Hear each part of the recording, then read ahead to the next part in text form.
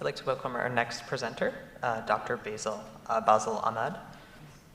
He's a clinical research fellow in hepatology with experience in clinical trials, community screening, outreach testing, outpatient management, and enhancing linkage to care for vulnerable populations. Welcome.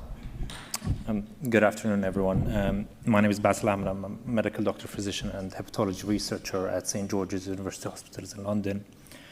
I'm very pleased and quite honored, really, to be here standing before you presenting the work of an army of people in London in the Viral Hepatitis Network, and to be in a position just in the right time and place to talk about the results of the last 2 to 3 years of work that's been happening. So before anything else, I would like to start off my talk by acknowledging all of these people that I'm here to represent. While doing this work, I'm a clinical researcher, as I said, at St. George's Hospital in London, one of the 2 hubs included in our analysis today, and merely a small cog in a massive machine of people that starts and ends with our peers, who were the most integral part, really, in case finding and engagement, allowing us to achieve the remarkable linkage of care rates that you will see later on.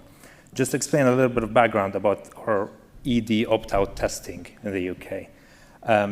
After a few local pilot projects, in late 2021, NHS England, or the National Health Service in England, funded a national emergency department opt-out testing initially intended for HIV. Later on, this was coupled with the NHS England Hepatitis C elimination program and expanded the scope even prior to implementation to include Hep B and Hep C as well. This program of routine bloodborne virus testing started in April of 2022, and the locations where the rollout started were based on the areas of prevalence of HIV in England. So we in London were the first location in England for the project rollout. Why does this even matter?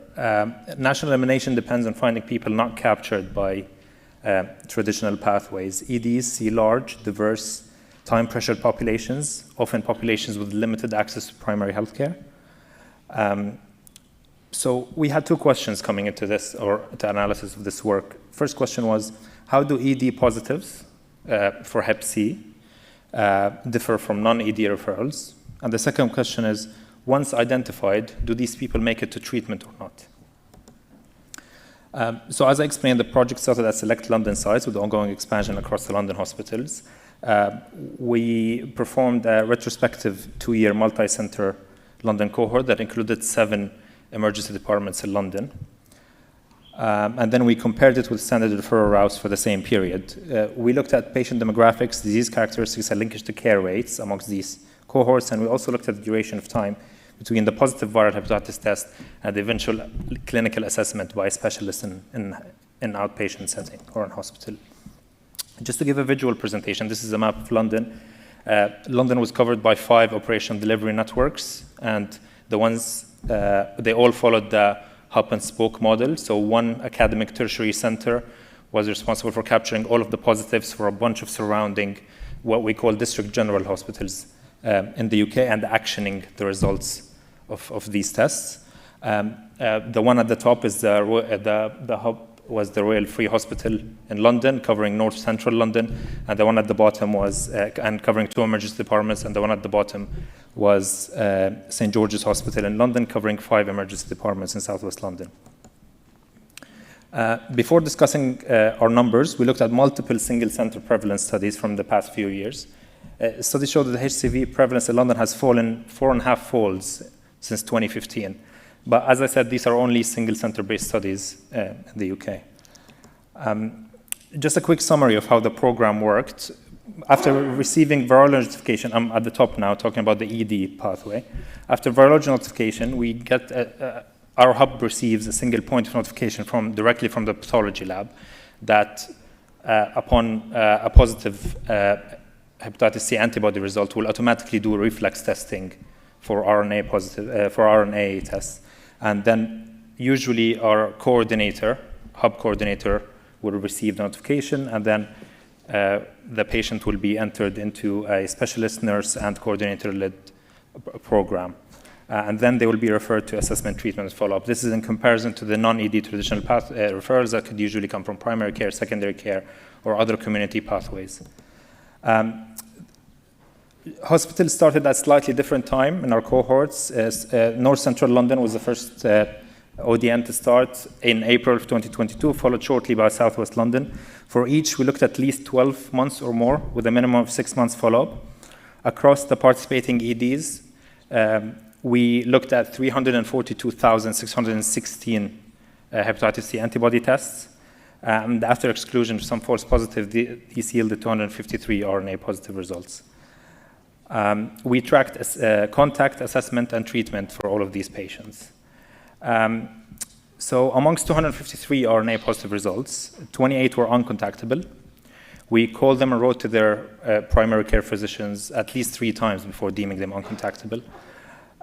19 were already under follow-up, already known to have hepatitis C and already under management, leaving 206 not under care. Of these 206, 174 were completely new diagnoses, and 32 were previous diagnoses that were lost to follow-up.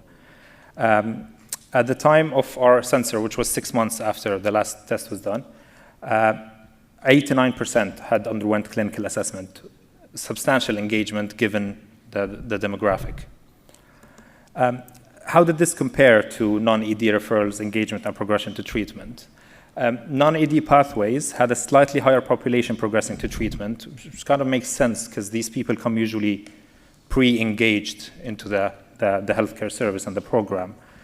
Crucially, however, once we assessed the ED patients, they were as likely, they had an equivalent treatment uptake, basically, about around 90%, and similar cure outcomes. SVR12 was around 80% for both cohorts. Just to mention that these ratios are calculated based on the total number of patients intended to treat. Some patients did not have a blood test at 12 weeks. If we look at the ratios of exact blood tests that were done at 12 weeks, the number is closer to 95% for both cohorts. Compared with non-ED referrals, ED identified patients that were significantly older, so a mean age of 57 compared to 50 in the traditional referral pathways. Patients who were far less likely to speak English as a first language and mostly born outside of the UK. However, remarkably, our cohort reported lower prior injected drug use. This suggests that ED testing is surfacing people with different transmission histories and care barriers, usually people who have migration-linked exposures, remote or historic risks, or past healthcare exposures. This is a map of the distribution of patients that we have from all over the world included in our cohort, and then sorted by the country of birth. Majority of patients were born outside of the UK. Only 89 out of our 253 patients were born in the UK, which is significantly different to our ED cohort. We also saw a different genotype distribution. Non-genotype 1 was more common in ED than in non-ED referrals. This virologic difference also reinforces the fact that these people have a distinct epidemiologic mix, again, pointing to different transmission routes and countries of origin. A meaningful subset had advanced fibrosis at first assessment, and we also detected 3 patients who had hepatocellular carcinomas through our pathway. That's the clinical value of ED testing. It's not just revealing more positives, it's also catching people who may already have significant liver disease and would otherwise remain invisible until presented very late. At a system-wide impact, ED testing increased the total all hepatitis C assessments done in London during that period, and on our cohorts during that period by 40%. This is elimination relevant. It's not just shifting what kind of people we're finding, it's also increasing the overall number of tests entering workup and treatment. ED opt-out testing is not merely duplicating existing community case finding, it's complementary. It reaches people community pathways miss often later in disease. And once you connect them to clinic, they're as likely to progress to treatment as the non-ED referred patients. As programs scale, these additive gains matter to achieving WHO targets for elimination. Lessons learned. Lesson number 1, language access and culturally tailored navigation is not just a nice to have, it is essential and central to equity in ED programs. This is twofold, initially for the consent stage during initial testing and for the engagement linkage to care afterwards. Which brings us to lesson number 2. The contactability step is a major inflection point. Investment in accurate contact details at the point of care and rapid callback pays off. And lesson number 3, given the fibrosis and hepatocellular carcinoma signals, rapid staging is key for these patients. In short, ED opt-out testing broadens who we find. It adds substantially to total assessments and achieves comparable treatment success once patients are assessed. The practical next step is to embed ED testing with robust linkage, language support, and rapid staging pathways. This is a picture of the team in Southwest London. This is our mobile van that we sometimes utilize for testing linkage to care and engagement for patients. For any questions, you're free to ask any questions you have today. For any further information about the project, I am moving on from St. George's, so you can contact Professor Daniel Fortin, who is the lead for the ODN in Southwest London. Thank you very much.